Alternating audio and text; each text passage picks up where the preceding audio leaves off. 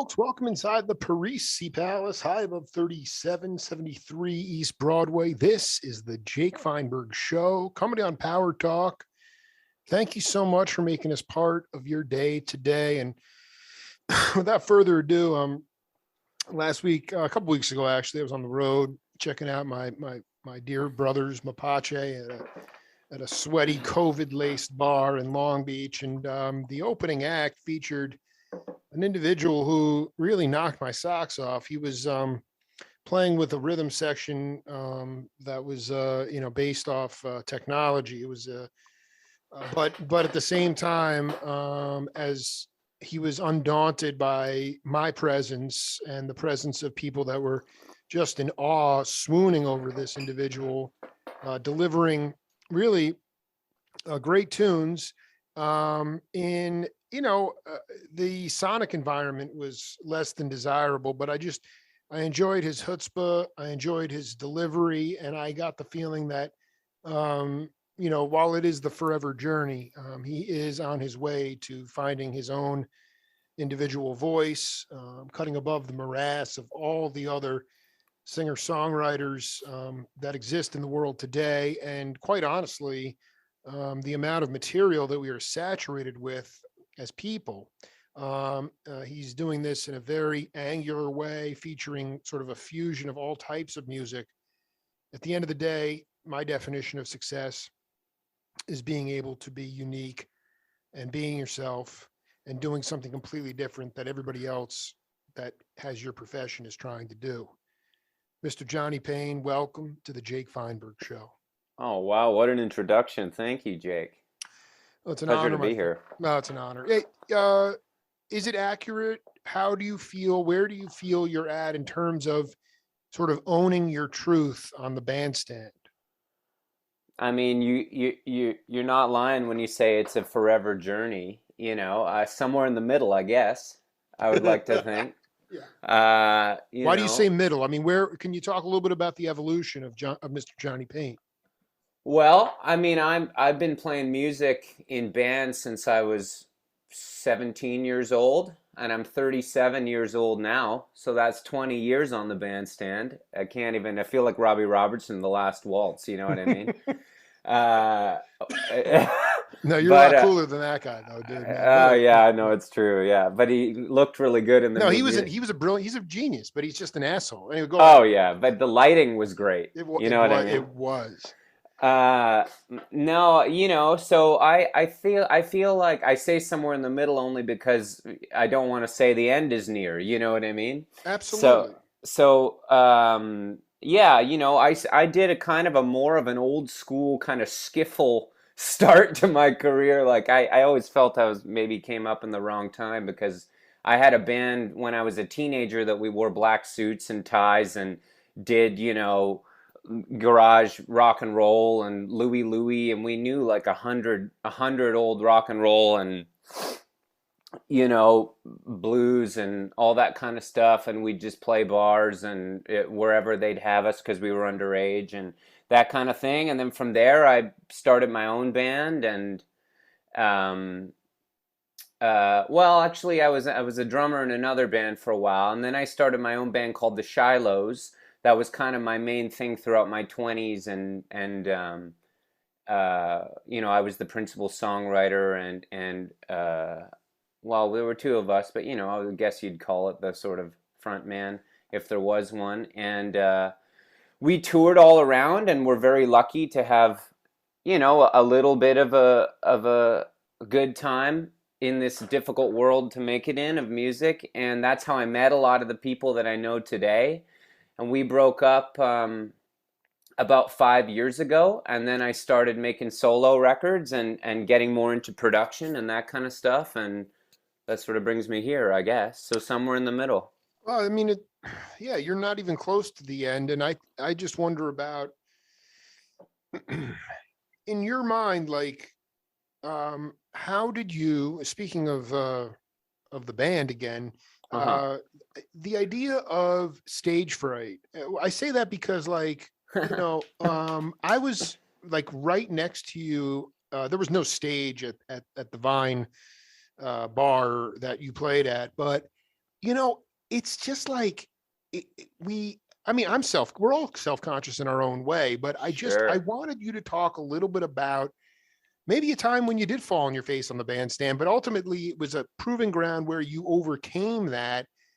Just because there's so many people today that are, they think that somehow, and I'm talking about musicians specifically, they're in this formula trip mode where everything has to be perfect, even in a live setting. And that's never really going to get me off. And I think when you learn to make mistakes and learn to understand that stage fright is part of the game is when you can really settle in. And I just wanted you to talk a little bit about how, if you ever had issues with that, how you overcame it. Well, first of all, I have to say that I loved your energy at the show a couple weeks ago. And Thank you, bro. No, the I did. funny I thing love is, bringing that. Yeah, go ahead. Go ahead. I didn't know. I'm a fan of your show that I'm on today, and I didn't know that that was you. You know what Well, I dude, mean? Which, that's what, I mean, come on, man. That's what, of course, yeah, but it was so cool because I was like, this guy's so into it. Like, I and love then it. later Sam told me, he was like, that's Feinberg. You know, I was like, oh wow, cool. It was so, yeah, but because, even that show, like those cats were not really used to the powerhouse that you guys brought in there. There was issues with the iPhone, but like, Oh God. how have you, Okay. yeah, you know what it is? How have you just learned to block out? Because there's going to be annoyances and distractions, but it's like the only way in music that you Hmm. can heal is when you can just be in the moment. The minute you start thinking about other stuff, it's gone. And so I just want you to talk a little bit about how you've cultivated the onstage persona, the confidence that you Yeah. exude on the bandstand. Well, I grew up as a theater kid, you know, Yeah, so yeah. I was big into performing as a very young person, and I always kind of got off on it, you know, like I love the energy of people in the audience, and I never really. I'll tell you, I like to say that I don't get nervous before I show. I just get anxious because I'm so keen to get up there and do it, you know. And Absolutely. as soon as you hit the first chord, it's all good for me. You know what I mean? And unless something goes wrong, or like you say, the iPhone bullshit, but then you just have to deal with that. But yeah, I think that you just enjoy it, and then if you're really really digging what you're doing up there or believe in it, then you're not going to get too nervous. I don't think ever. That's kind of my I did philosophy. no. There's a great album by the percussionist Big Black. If you're digging what you're doing, keep doing what you're digging. But the thing is, like, can you talk about, like, in theater, like an Hmm. early time when, well, I mean, let's face it, you were naked to the world, Yeah. and how did you learn to become vulnerable to strangers, like, and especially unhinged strangers like the Jake Feinberg show, and just sort of marinating in that? I think it's a really important skill in this age, in this time. Yeah, and I actually worry a little bit about the future of, like, I have a niece and nephew who are younger, and like the younger generation who don't get as much sort of one-on-one FaceTime with people, especially in the COVID era, Absolutely. because I think that that was always my thing. I've always been a major extrovert. I love people. I just love to talk to them and to, I guess, perform even in a social setting, even in a conversation, or if you're just cracking jokes with buddies or whatever it might be. And so that was always, so I always felt, I guess, pretty natural in that setting. Um, but I also would say that it helps to bomb a few times, you Can you know? talk about it? I just love, part of my show is about overcoming adversity. I just wanted you to talk about, Lord knows we all deal with it and we all become stronger because of it. Is there a story you can wax poetic on? Well, I mean, when I was in high school plays, it would happen. We were all learning. I remember doing the Crucible in Oh, high school, and wow. I played John Proctor, man.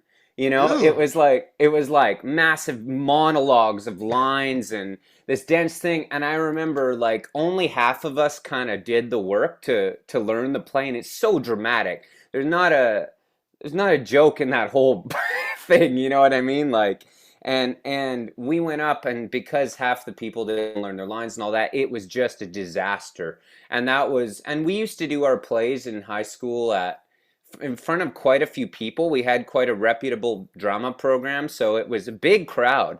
And I remember just sort of having to do this epic play and knowing it was so bad, and just trying to get through it. And yeah, that was pretty big. I'll tell you, my drama teacher from then on decided we were only going to do comedies because the drama thing definitely didn't work out. And then we were great at that. But yeah, there were occurrences like that. And obviously, when you're on the road as a band, oh man, my old band, the Shilohs, I mean, we did some duds of shows, man, and tours. Like, I could tell. How long you got No, today no, here, you Jay? know what it is, but you know what it is like. How I guess maybe because everybody throws up a clunker. Yeah, I mean, I remember Garcia saying like in his own little whimsical way, he's like, "Oh man," he's like, I wait 40 shows for that really good one, and then makes it all worth it again." sure, But sure. beyond that, like how I guess maybe in hindsight, regardless of the nitty gritty of the tours, Okay. how do you think it affected you as a creator, as an entertainer, as a state, as on the bandstand after maybe those duds? I mean, because a lot of people, without the intestinal fortitude or mental toughness, they could just pack it in. But Right.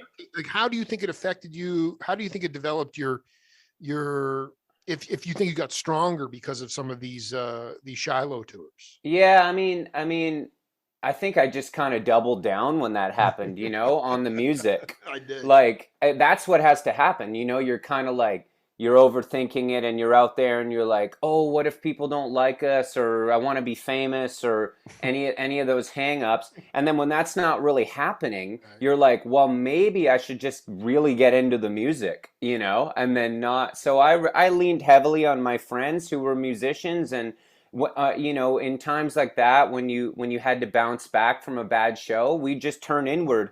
I remember on stage, we'd look at each other more the next night. We'd ignore the crowd. I'd pay a little more attention to what the drummer was doing, or to how a harmony was going to go, because then I felt like I could escape the feeling of the night before, and then you'd have a really, really great show that night, and then you'd be back and you'd try it again the next night and hope it was better, and then you go through that pattern, I guess, a little bit. Did As you as did you as guys like, I mean, this is important because like you say you turn inward, but to me it's like actually it's a collective Yeah, as a look. band, as a band. Exactly. Like Yeah, yeah. was that something that I just love, like after you, was it something you even needed to talk about in advance, or you kind of all just sort of picked up on each other's energy once you got on the bandstand and went inward? No, you'd pick it. No, it was just something that would happen. Okay. Everybody Yeah, knew that they sucked the night before, and it was yeah, like, let's just get back into, it's a balance between getting too heady and then just being up there feeling and enjoying and listening. totally, I mean, that's a totally. real art. Yeah, and I mean, when you're like me, like I don't consider myself, I've been playing music a long time, but I don't really consider myself in the caliber of musician as Sam and Clay and a lot of these guys that I've met in LA and in many bands. For me, although it is very intuitive, I also have to think a lot about what I'm doing. There's Yes. some part of my brain that is thinking about what I'm playing and what I'm singing and the way I'm singing it and what's coming up and that the bridge is coming up. But yeah, weirdly, I know I have to think about it, but I'm not really like concerned about it or something. But it's not effortless, for Well, I sure. mean, I don't know how you exactly it's a very interesting task because I'm an extroverted person at times as well. And it's to quiet the mind. Have you ever, I mean, have you had a situation, or do you have like a spiritual inclination of trying to, maybe a mantra or some kind of meditation, or have you learned over time how to be in stillness even amidst chaos? You know, You can say no. I don't yeah, have, yeah. I had a feeling you were going to ask me something like this, and the answer is not really. Because that's that's why it's the something. forever journey. And at some point, that's going to come into play. Maybe, who No knows? doubt. I'm trying to figure that out now a Yeah, lot in yeah. my life. That's something that I've ignored. That kind of, aside from, love and joy and music and books and family, but the idea of mindfulness within myself and some sort of spiritual, yeah, like be it anything that is solely mine that I can use to achieve that. Yeah, I Yeah, I mean, don't listen. bel All I'm saying is just keep focusing on it. Doesn't Yeah, even have to come up with an answer. But the fact is, at 43, I'm still. I mean, there's no one way to do it. So just find what makes it comfortable for you. But again, just keep focusing on it. It's not. It's totally. so having a ball here with Mr. Johnny Payne. We have a game on this program called Name That Voice. I don't expect you to know who this is, but pay attention to the content, and we'll come back and break it down. Okay. There was a split. There was a polarity that came to the surface of the experience itself. And the polarity was the past when that tumor did exist. And now, at that time, from this point, it still is the past, but then it wasn't the past. It was a change. And I saw a total difference between what was beginning to emerge and what existed prior to the event that caused the transition. And what was beginning to emerge had certain faults in itself. And one of the strongest of them was the lack of retainment, the lack of memory. Mm-hmm. And because of that, I had to really focus more on the moment than depend on expectations of something that I thought should be there. That's when change really began to take place. And I began to focus more upon pleasure of the moment, the simplicity of now. Had no disruption, no distraction by thoughts that came from the past, fears of something that might happen in the future. The only thing that really existed was in the now. And was the birth of that realization that turned into a perspective that became the issue, became my priority from that point forward, and still is to this day. Mr. Johnny Payne, you want to take a guess at who that is? I mean, and I don't, again, I was freaking out about that insane riff that you did on McLaughlin. Oh, no, is it McLaughlin? No, it's not McLaughlin. We just lost this gentleman. He was a spirit uncle. He was my first interview over 10 years ago on the radio.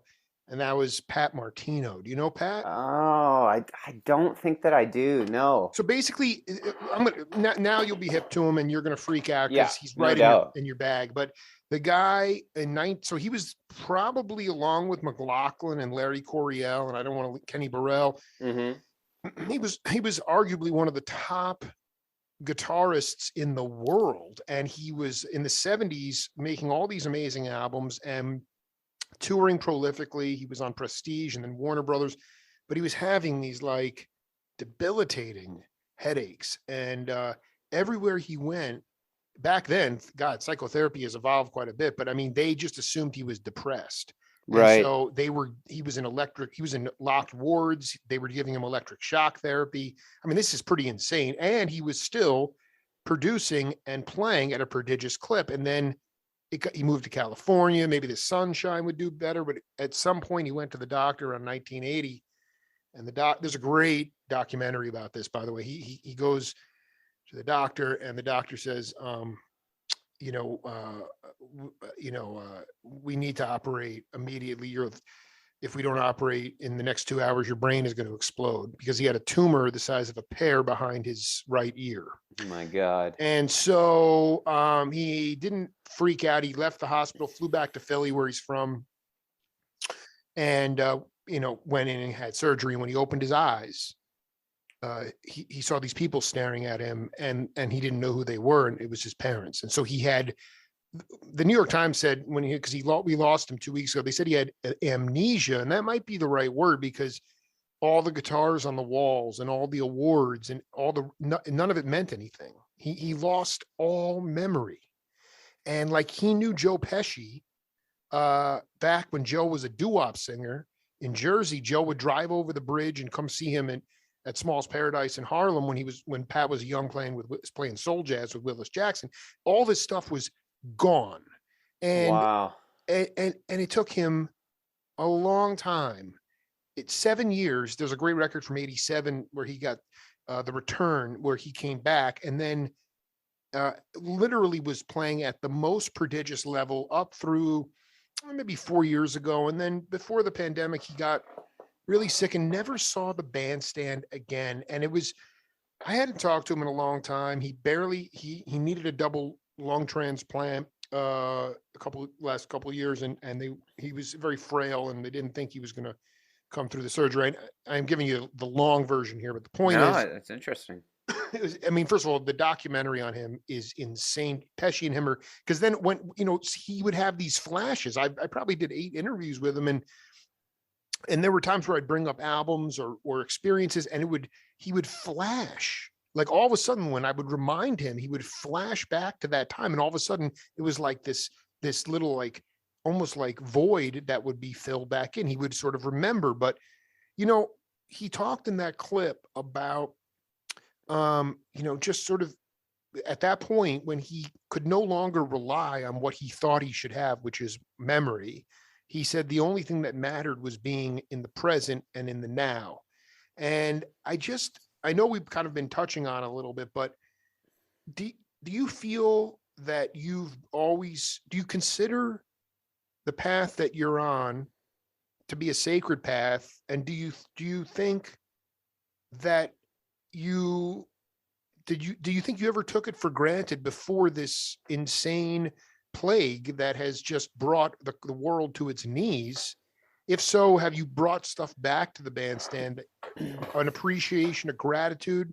If not, you let me know. But I'm wondering how you've evolved since this time, being that you were a road dog with the Shilohs for many years, and everybody was super busy before the pandemic. I just wonder about how you've philosophically, if at all, have evolved through this time. I mean, I think any musician who comes on and tells you that they don't appreciate it a little bit more and didn't take it for granted before, after these past couple of years, I don't really know where they're coming. Yeah, but most definitely, I never realized how much I needed it. I don't think how much I needed to play music with people, how much I needed to share my music with people beyond the medium of the internet. I remember even going to visit my family during the pandemic and, picking up the guitar and playing a few songs for, like, my dad and the dog, and realizing that was even more rewarding than doing like an Instagram performance and getting 1,000 likes or whatever it is. You know what I mean? Exactly. So those aspects were definitely missing. And yeah, I think now I'm just bringing to it a complete and utter appreciation for all of the people that have given me so much in this world, musically, and just, friendship and love. And yeah, I've actually been quite, moved by it lately, especially my recent trip to California where I met you, because, man, I tell you, I'm from Canada, I'm from Vancouver, and I've been going down to LA for about 10 years or something. And, Luke Paquin, who you had on the show, is an old friend of mine. Oh, yeah. And I tell you, ever since I've been going down there, no one has ever once turned me down. If I wanted somebody to play in my band, if I wanted a place to crash, if I wanted somebody to go have a beer, to give me a ride, anything. And this trip was no exception. And on the contrary, I came down and produced a record for Sam, who has a, you know, we're working on a sort of a solo project of his. And the fact that he, you know, wanted to work with me and involve me in that, considering he lives in, you know, in Los Angeles, where there's so many people that are, you know, so talented and capable of taking something like that on. It's just, it's very special to know so many wonderful people in this world, and just so lucky. And that's what I'm kind of been coming back to and really trying to savor and not take for granted, you know, and just soak it up. You know, I'm glad you brought up Canada, because I've interviewed David Clayton Thomas from Blood, Sweat, and Tears, and Gordon Lightfoot, and a whole bunch of guys that were, you know, they were the Toronto scene, the Yonge Street scene there in the Sure. 60s, with produced Neil Young and Joni Mitchell. And it was like, I just love listening, even though he wasn't from Canada. He sort of Levon Helm, he would say he would go up and see Oscar Peterson, and, you know, like there was just so much music. And the thing is that all those cats that came out of there had their own individual sound. I can't even imagine what the vibe must have been like. But I think, if I remember correctly, you're from Vancouver, or at least that's where you live Yeah, now. Vancouver, yeah. Would you say that you, even when you were dressed in suits and ties and playing blues and cover tunes, I mean, can you talk a little bit about the community, and ultimately, like, do you feel like there was a vibe within that music community that fostered like, be yourself, be an individual, and kind of put you on a path to you know, writing your own material? Yeah, I mean, first of all, let me just say that the blues we were playing was was barely blues. Hey man, honestly, Canada's Miles not a Davis, I barely. want to tell you something. I mean, people can say what they want. I mean, I used to say, you know, you have to live the blues to be able to play it, but Miles was rich and he could play the blues. So you know, don't worry. I know, but You know, whatever. people down there, you know, a lot of my American friends like to say Canada's not that bluesy a place, you know. But Well, it's actually a very functional place, you know. It's a very beautiful, moderate. I mean, yeah, I mean, we got it too good up here or something. Dude, I'm just saying, man. All I know is that, like, when I interviewed the great rhythm section from it was John Handy's band from the 60s with Terry Clark and Don Thompson, and man, the amount of insane burning post-bop jazz that was going on in Vancouver at a certain time was incredible. So for sure, the hippest place. It's just a hip place, but yeah, I think Lenny Bro's good too. Dude, he's one Lenny of my faves. Bro, man, rest in peace. I mean, it's just there were so many bad musicians, but I just think in general Canada is more, let's just say, temperate than this insane country. To answer your question though, that's a tough one, because all the stuff you're talking about in Canada in the 60s, 70s, you know, it was a very rich place for music, and I'm not really one to speak on that now, because quite frankly, I've always felt a little bit like an outsider in my own country musically. Why is this?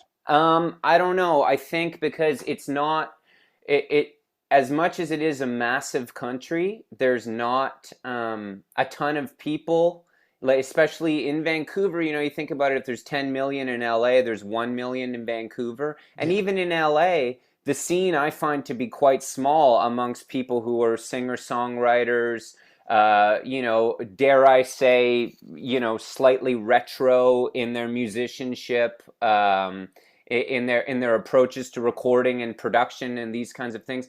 But there's still a lot of people who crave that kind of music on a nightly basis when they want to go out with their friends or see some music. And Vancouver is very much, in my era, been you know, kind of scene to scene kind of town, whereas there'd be one thing happening and that would be the buzzy thing, and that would kind of draw everybody out.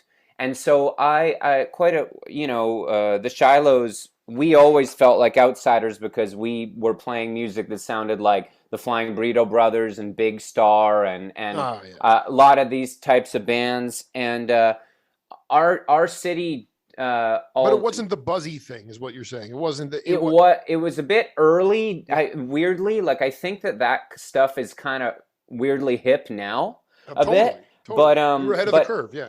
Yeah, but at that time, it was a much different scene here. So we spent a lot more time in America playing music, honestly. And I started coming to LA and being more interested in what was going on there. And so yeah, definitely I think as far as being an individual and trying to be unique, I always had that. And I think that, if you're really interested in music and in songwriting, you're always searching for your own sound. But so that would have happened anywhere. But I'm just saying I don't know that it really did me any favors here in Canada, you know? Well, was there a touring circuit in Canada, or did you find opportunities to play live were really available in the Pacific Northwest or the Mountain West or anywhere in Yeah, the States? I mean, it's hard, right? Because if you want to play a major city where I am, you play Vancouver and then you've got to play Calgary and it's a 10-hour drive. Yeah, well, I was And thinking it, Medicine Hat, No, I'm well, kidding. yeah, I I'm mean, kidding. and it's not running back to Saskatoon, right? And it Dude, and I it mean, it's in the middle of no, but I mean, Thelonious Monk was driving in those towns at one point too, which is insane. sure But you I got to understand what you're do it. saying. I Yeah. mean, what you're saying though, I want to make sure that this is that I'm clear on this. You guys were a little bit ahead of the curve with the sort of psychedelic folk vibe that the Burrito Brothers vibe, More or was it just a pop, yeah. populate? Yeah, or was it merely a numbers issue? You said like, for the 10 million people in LA or whatever, there's a million, and there would only be one sort of buzzy Yeah. thing that would get people out. Is that more of like a sort of just a cultural a narrowing of culture, or just sort of a density issue? You're gonna get me in a lot of trouble here because I don't want to get. No, I you just go for no the no you no no go no. for the gold, dude. Don't Go for worry, the gold. don't worry. I do tend to badmouth my town quite a bit, and well, I quite frankly don't really care because Vancouver has a nickname and it's called No Fun City, Really? and yeah, and it's a great city. It's a beautiful place to visit. Everybody listening, come to Vancouver. You have a wonderful time. But as far as culture, uh, it leaves a lot to be desired. And yeah, if it's a rainy town, and let me tell you, I don't care who you are, and I have a lot of friends who are in really, really amazing bands from the States that'll sell out, the Fonda Theater in LA or Hmm. something like that, and they'll come up here, and if it's raining out and it's a Tuesday, don't expect anybody at your show. You know what I mean? I And how much of that? Okay, but because I don't, you're not bad. I know it. I've never been there, but I know. I mean, how much of it is because it's just so insanely gentrified now? yeah, that's a big part of it. The city is to blame in a very big way. They Wow, don't have any interest in cultivating culture in what a this shame! town, What a in shame! preserving the wonderful music venues and clubs and places. You look at pictures of Vancouver, those great Fred Herzog photographs from Vancouver in the 40s, 50s, 60s. The place was buzzing, man. It was Dude, it was the popping. hippest. Dude, it was so cultural too. There was such a Asian vibe. Jazz was everywhere. Yeah, Very good. clubs, casinos, and things like there were like all these awesome things, and it's all gone. I mean, there's I can name even when I was in my 20s, 10, 15 years ago, all the places I'd play, I would say there's one left, you know? And the city is just totally in bed with developers. And it's a new city, and everybody's coming here, right? Everybody, which is the great part about it. The multiculturalism is still totally here, and it's beautiful, and food and everything is incredible. But the problem is that there's so many people wanting to come and live here that the city just feels like, okay, this place is not, performing well or whatever it might be, and we're not going to help them. We're just going to let somebody buy it and tear it down and build condos. And that's happening, I think, all over the world in many ways, but it's a real big problem here in Vancouver right now. And as a result, there isn't a lot of art and culture really happening that feels like it's happening because we're always searching for a new place to play and a new place to hang even, you know? So you're saying that even when the Shilohs were cooking, there were still over a dozen venues to play at, whether people showed up or not. Yeah, I'd say maybe a half a dozen, but yeah, it was better. COVID really kicked it in the ass too. You know what I mean? Well, Like I want to ask you this question because it was so inspiring to see that show in that COVID den yeah. in Long Beach. But you know, for people that are going to listen to this tomorrow, 2 weeks, 50 years from now, Mr. Johnny Payne, tell the audience what is the significance of live communal spiritual music? I ask because, and I don't need to explain, I'm just saying this to the audience, that Wes Montgomery, if he was walking down the street and he saw other cats carrying a guitar or whatever, he'd stop and shake their hand and talk to them. There was so much, in my mind, a musician was seen as a viable profession, especially in the middle part of last century, through the 60s and 70s. There was so much work, jingle work. You go out, play live at night. And I'm talking about the States, but still, a musician was a viable profession. And glory days. And now it's like, oh, you can pay to play, or you can play for the door, or we don't even need clubs, because what's the point of culture if somebody can pay, 3 months of rent in advance? We'll give them a high rise and they can look at the mount at the ocean and be happy. And what's the push? Why is spiritual communal music, regardless of genre, important for evolution of humanity?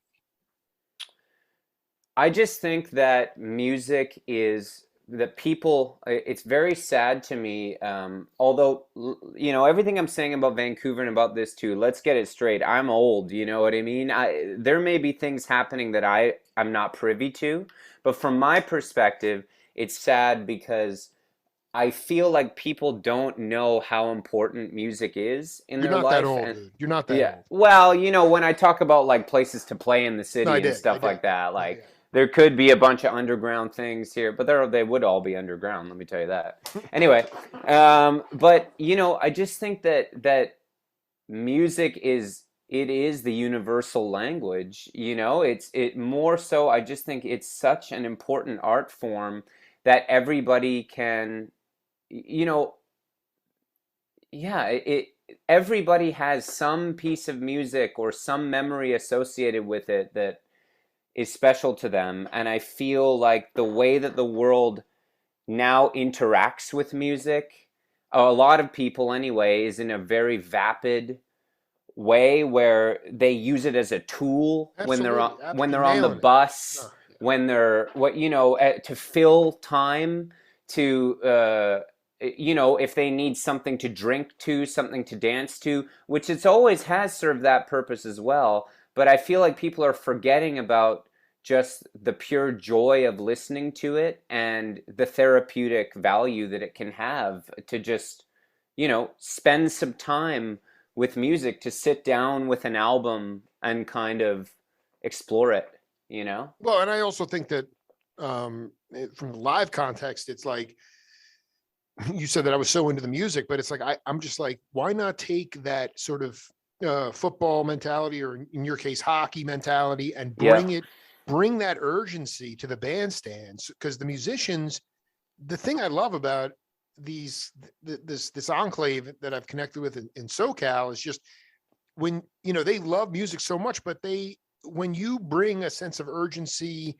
and fire, all of a sudden you get them out of their whatever thinking mind they were in, and then they're in the spirit mind, and the next thing you know, everybody's smiling, and these sort of these unexplainable things happen within the set. It just turns into a really fun time. And for people to just assume that music is made for pacification, or it's made for multitasking, or it's made for drinking or what, I mean, that, I guess to a degree I used to feel that way, but now it's like a total healing experience. And I just feel so many people would look at us and just be totally confused by what we're talking about, which is a tragedy. That's a tragedy. I know. It's a tragedy. But that's not. I know that there. I'm not saying there's so many people out there that still dig it in the way that we do. We saw it at that show, and I speak to them all the time.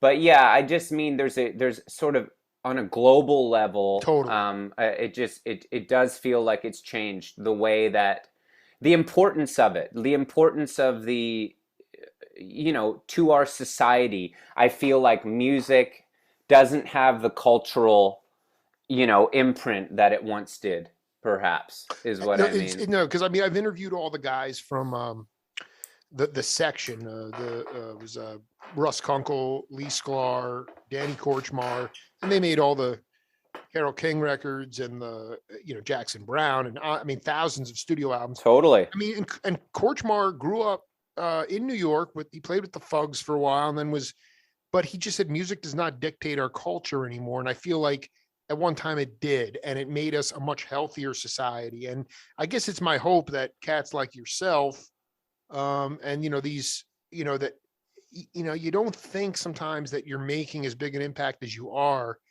but to stay the course as an authentic creative is so important. And I Yeah. wonder about, just switching to the production side of things. You say you're a little bit more aligned with some of the retro, just sort of more old school practices of production, would you say? I mean, Blasucci, very high aesthetic of taste with that guy. Hmm. And I just wonder, what are some of the production techniques that you adhere to more than ever today? Yeah, I mean, I I I believe that music should sound organic, even on a record, that it should sound like a human performed it.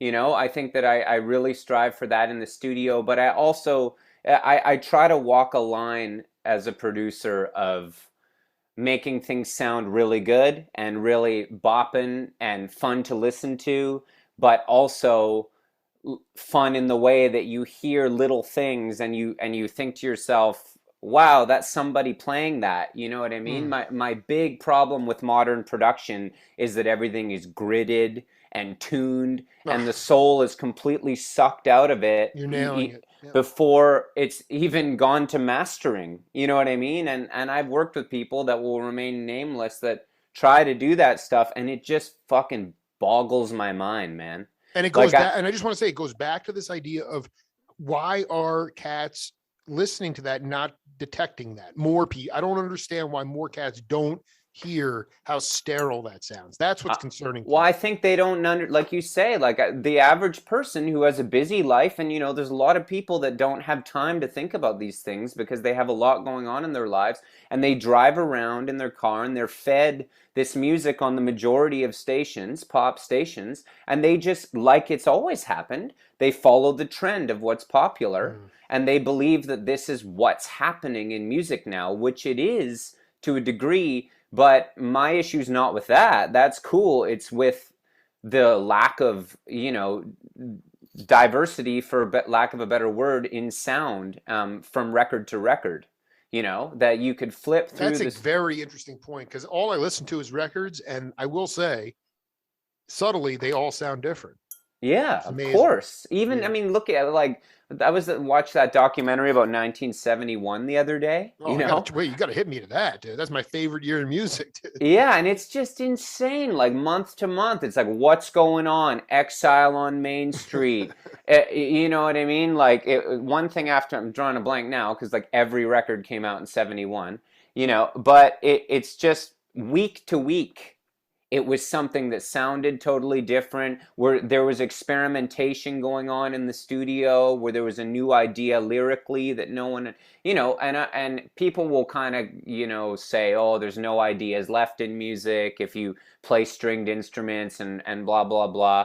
But I think that that's bullshit, and I think that there's always something unique as a human that you can bring to a record. That's why I think I hate the word retro and all that, because I only say that for so people can understand that the difference between the production style or the overall sound of it. But what I mean is that there's always something modern that you can bring to it, be it in the words you use, or the way you sing it, or yeah, a technique, a way that you play your instrument. I don't think that any era is really defined by any one thing that Well, a let me unique just, I voice want to read does. this to Yeah. you. And this exemplifies what you're talking about. It has less to do with a vocal thing, but this is an interview I did with the great engineer, producer Val Garay. He said that, we had to create, I'm not sure where this picks up, but basically he said we had to create it with a cardboard box and mic it in a certain way so it would sound interesting. In Traffic Jam with James Taylor, Russ Kunkel didn't want to use a drum set, so he used a tape box. I taped the kick drum pedal to the floor and set the tape box up as a kick drum. Everybody was always looking for something different. They weren't opposed to trying anything. When I think of Russ and Sklar and Cooch, all those James Taylor sessions, I mean, it's the idea of just saying, again, they had a lot, there were budgets, there were huge budgets, but I just feel like, and in some ways there was a gluttonous quality to it because, but really, like Fleetwood Mac Tusk, like yeah, or Steely Dan, Royal Scam, or sure, like Gaucho, Katie lied, yeah, like I mean, it's like $500,000, but it's like, and like, but it was like there was creativity, and I guess the idea of saying we don't want to do what everybody else is doing. We need, let's find our own, let's create a sound. I remember David Spinoza hit a clam on Right Place, Wrong Time. Dr. John album was an overdub.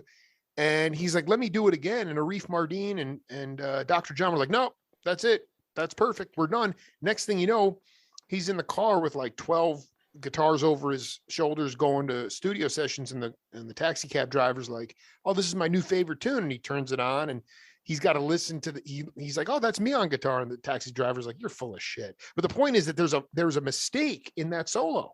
That's the best. That's the best stuff. Can you talk about, do you enjoy, as long as Cats are, it might be their album, but to me, imperfection is perfection. Do you keep the clams in sometimes? Oh yeah. All the time. Oh, all the time. Now you're speaking my language now, man. Jake. I to me, that's the best stuff. Obviously, if it's a big mistake that takes away from the vibe of the tune, you'll fix it up. But all my favorite stuff is in that song, Why Can't We Be Friends by War? Oh my God. I just, it was funny that, before we go on, the afternoon before the gig that I saw you at, I was with Harold Brown, who's War's drummer. He lives in Long Beach. Oh, wow. Amazing. That's so fun. So Why Can't We Be Friends? Go ahead. Yeah, no, like the opening piano riff to that song, right off the top, he flubs a note. Bum bum bum bum bum bum bum bum bum bum, and I just fucking always loved. And then it kicks in, and it just is so hot and groovy. And I'm just like, how easy it would have been for them to fix that up or splice the tape and do it, but they were just like, "Fuck it, we rule. Let's just keep it in. Everyone will know." You know what I mean? Like, and then once the song takes over, it's like, and the rest is history. Well, nobody ever talks about that song or any mistake like that now, and will focus on that if it's a great song. The Beatles were famous for keeping all kinds of mistakes in there. There's all kinds of stuff if you listen closely to those records that they just left in. And I've heard some of these new, I think now the real travesty that's happening is now they're trying to remix a lot of the old Beatles stuff, George Martin's son. And I read an interview with him the other day about how he's dare I say, tuning some of it up and cleaning up some of the mistakes and stuff like that. And I'm like, you're talking about the Beatles, man. It's already the high echelon of recorded music to most people. And you're saying it needs fixing now? Like, just let it be, pun intended, How talk to me, not necessarily with Sam or someone like that, but can you just talk about how you talk people off the ledge and embrace the flubs, or to me it's like, I guess as a producer, you're getting paid, someone wants to bring you in, you want to do a job for them, but at the same time, you want to have your own artistic imprint on that. And you also know what sounds good or what sounds real or what sounds authentic. Can you talk about how you've talked people off the ledge and what kind of incentives you tell them? Because everybody is so interested in conforming to what everybody else is doing, and they want it to sound polished, or, once you put all those layers on it, you suck all the soul out of it. So how Yeah. musicians? Well, I should say this is now the coffee's kicking in here, Jake. So Go for it, man. forgive me. Rock it. I talk. I like to talk a lot. Go ahead. But I noticed that. Yeah. you whatever. It's great, man. You go hit the road, man. Go ahead.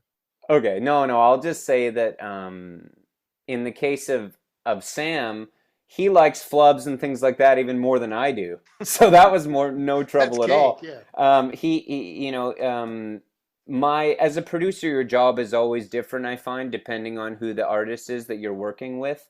But it's your job is really, I've always thought, to keep the artist stoked on what they're doing, keep them excited, keep them happy, relaxed, everything, and then kind of walk that line of trying to make sure that the best product is coming out. And if there's a discussion about something they really like that you disagree with, then it's about choosing your battles and saying, okay, well, if you're going to give them that one, then you'll just make sure that some other aspect of it is going to help to tighten it up in that part or whatever it might be. But I just always, I think that anybody who wants to work with me is going to already know that I'm into all that stuff. So there's not really a ton of talking them off the ledge. I would have a lot of trouble working with someone who wanted everything to be totally polished and modern and,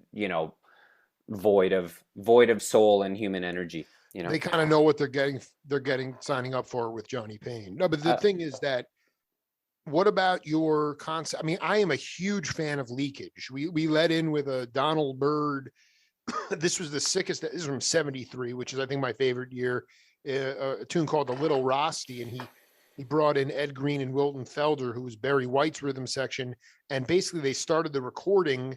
What we played there was just Ed Green getting his drum groove, Wilton kicking in, and then it turns into this 20-minute inferno jam. It's just the most insane thing in the world.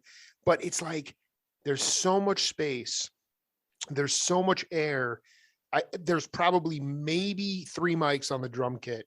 Yeah. Can you talk about your concept of Leakage? And I mean, because this is the kind of stuff that I love. And I mean, I'm almost adverse to listening to a quantized, gridded music. I can't even feel it, actually.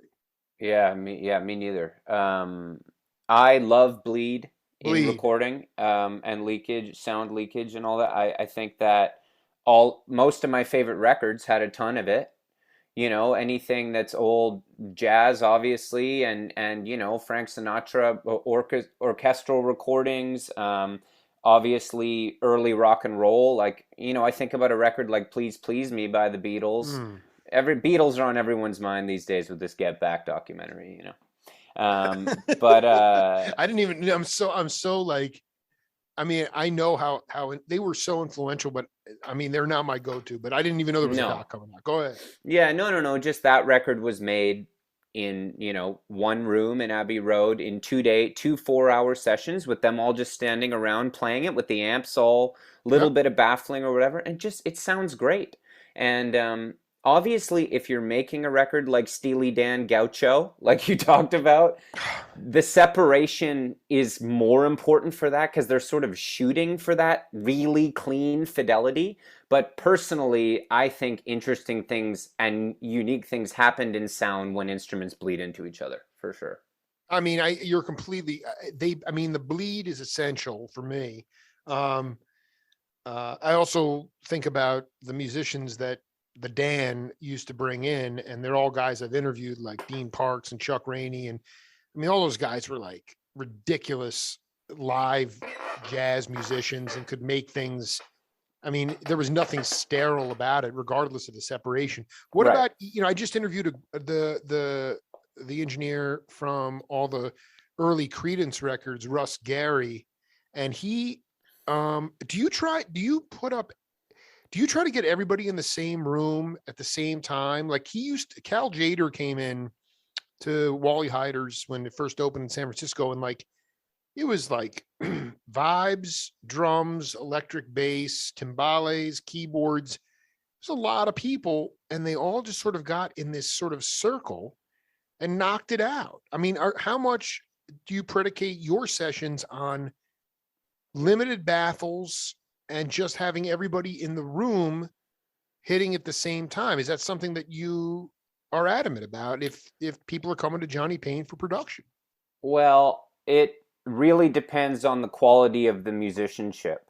You know, if the band is tight, you can do a lot more in that way, because if you think anything's going to need to get replaced or redone, then it just causes a lot of headaches in post production, right? But certainly, if the type of music, like in the case of Sam's record, we didn't have a band.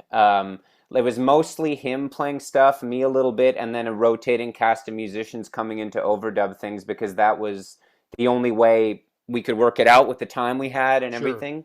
But yes, if the type of music was right for that and the band came in prepared, I would always say just get in there and do your thing. And yeah, maybe a few baffles just in case and stuff like that, and a little bit of separation. But I honestly haven't tried a record that's just all in the room and, tons and tons of bleed, like the very sort of punk approach to it, but I would love to.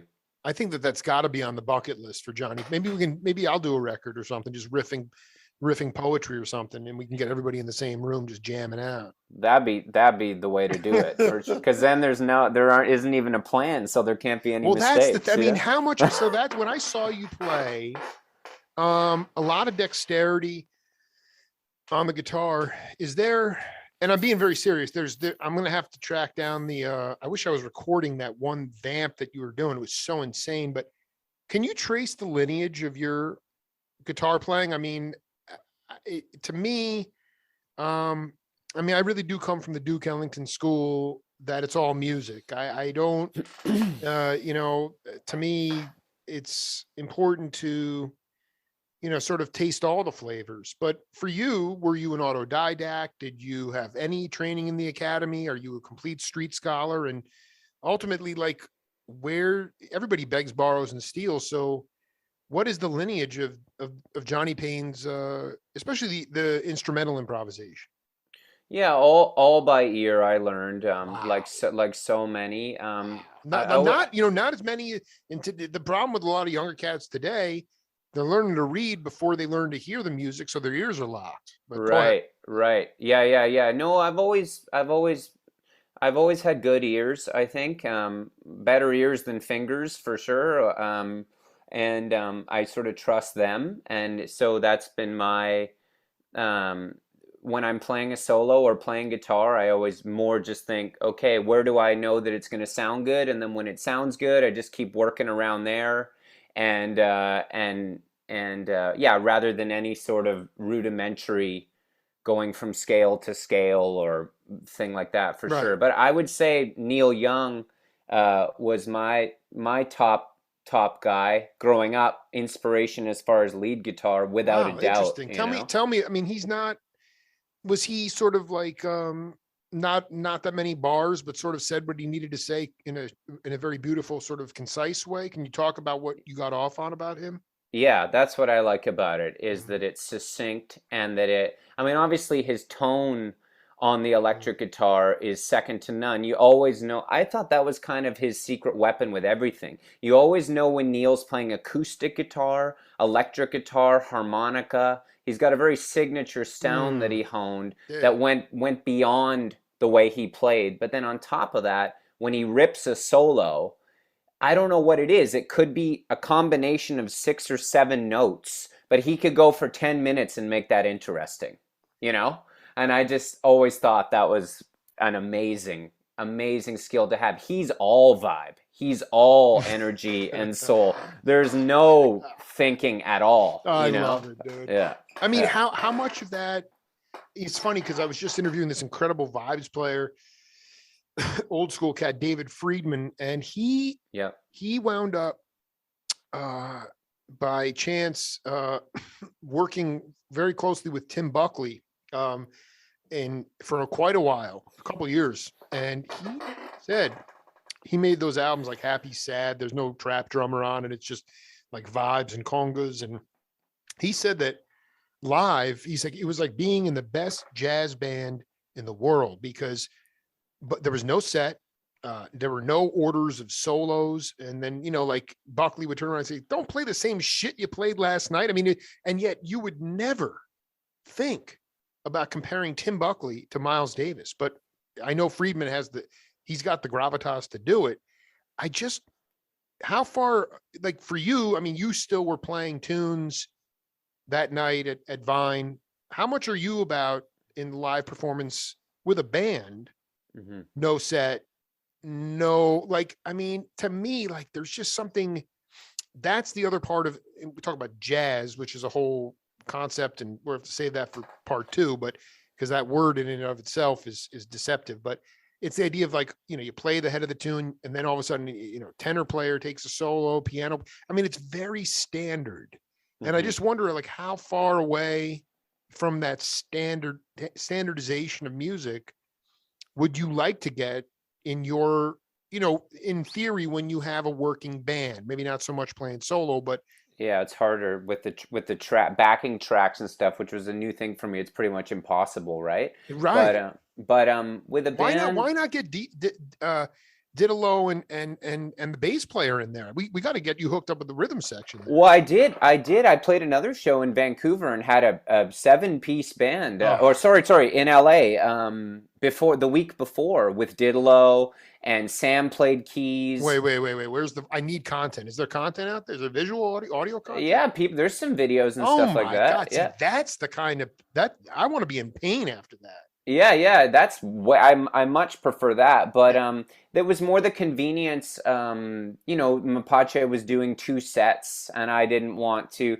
I just thought I'd get up there and try something a little bit different. It was more of a kind of Arthur Russell, David Byrne sort of New York East Village kind of like. Art scene, yeah. I really wanted to have a tape player up there, sort of Stop Making Sense style with my tracks coming off a cassette. But Dude, man. I was coming from Vancouver and I didn't have all the technical equipment I needed. But yeah, live. Okay, here's the thing. I would like to get more into that. I would love to have a band and to have the type of songs that could get a little more jammy for sure. I think that's so much fun.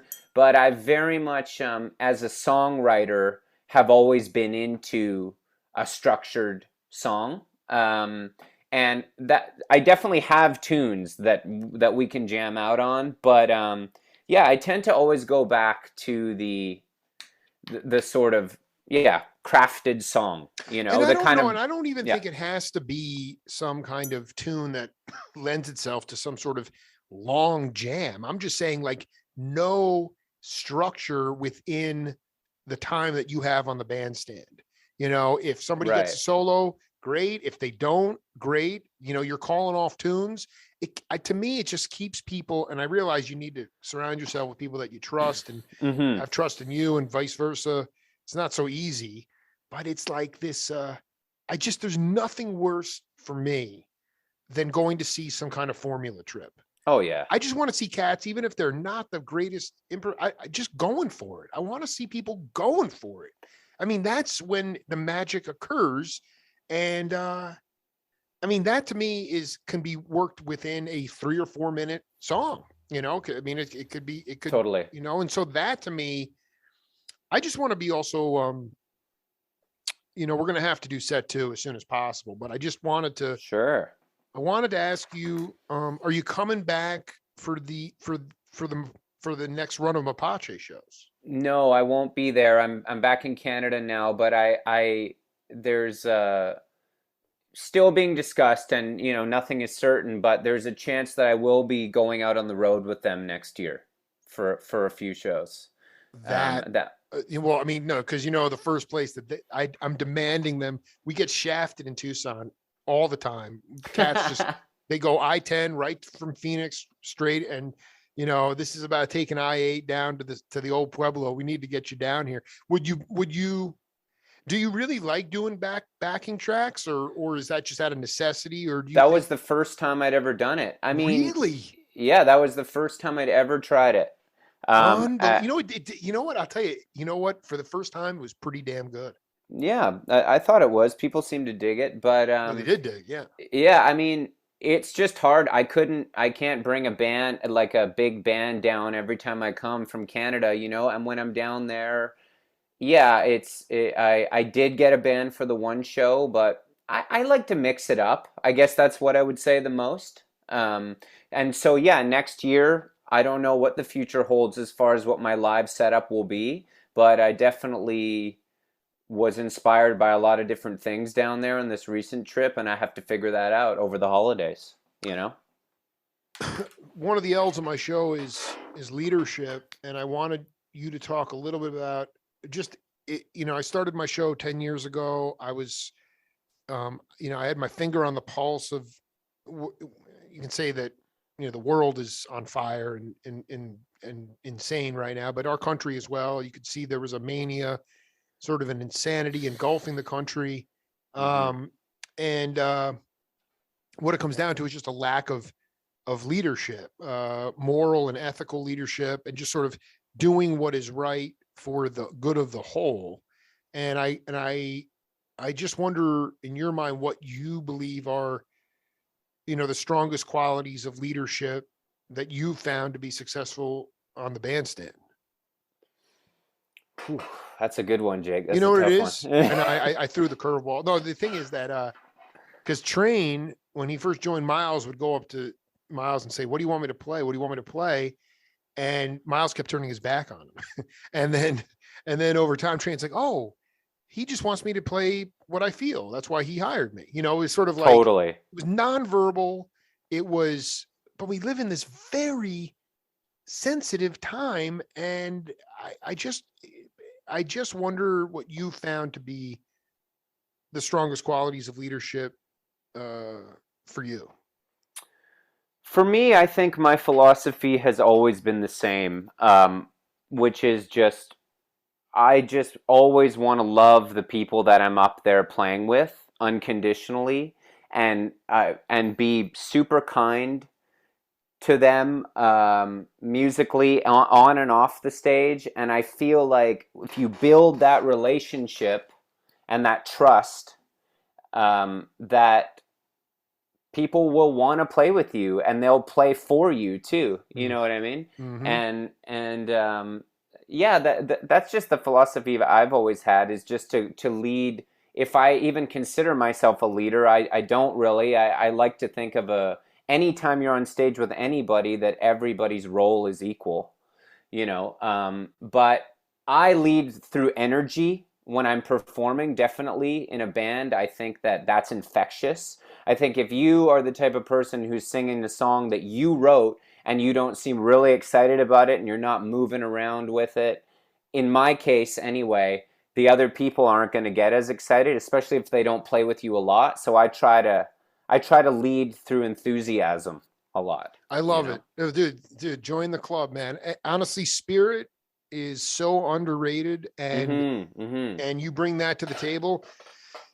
It's infectious, and you're going for it. And Johnny Payne, man, I mean, you just waltzed through this safari of questions with ease, man. I'm very impressed. Oh, thanks, Jake. I should say that I have a podcast up here that I do. Dude, get me on, dude. I'd love to. Yeah, we'd love. Man. Yeah, let's do it. But we do it twice a week, and I'm sort of required to yak my face off the whole time, and this has been my sort of.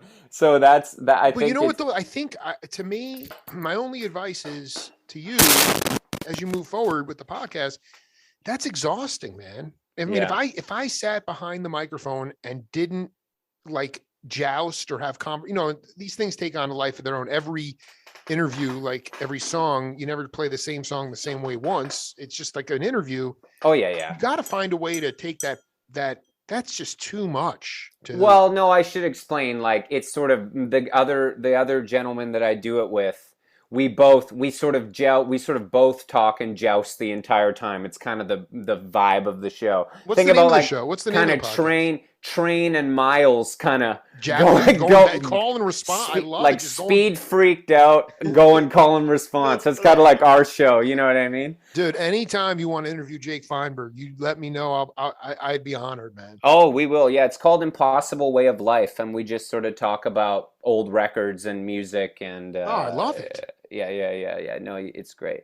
But thank you so much for having me on here, Jake. I got to ask you one question. Go ahead, bud. Did you say that Joe Pesci was the singer of a doo-wop group?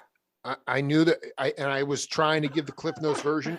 Joe Pesci, I'm going to send you the link to the doc for Pat Martino, but please. He was fully ensconced in the doo-wop scene in the 60s, and he was an avid music lover, and he would, after his gigs in Jersey, he would drive over the bridge into Harlem and go see Pat at Small's Paradise. But the dude, in fact, Pat hooked me up with Joe, and there was this magical moment about 5 or 6 years ago. I look at my iPhone and the call comes in and it's unknown, and I answer the phone. He's like, Jake, this is Joe Pesci. Because I asked Pat if I could interview him, and I did the best I could. It was like sort of an introductory phone call, and I thought I might have gotten him, but it never materialized. But I did talk to Pesci on the phone for a minute because I really wanted to interview him about music. Yeah. And, but absolutely, Pesci was a doo-wop freak. And sweet. So much of that insane funk music that came out of that stuff, man. Oh, yeah. I love doo-wop, yeah. Happy holidays, man. Please stay safe and happy. And I'll be seeing you on the road real soon. We'll do this again. I'd love to. Thank you, Jake. Thank you so much. It was a pleasure. Pleasure, man. Much love. Much love to you. Take Later, it easy. Man. Peace.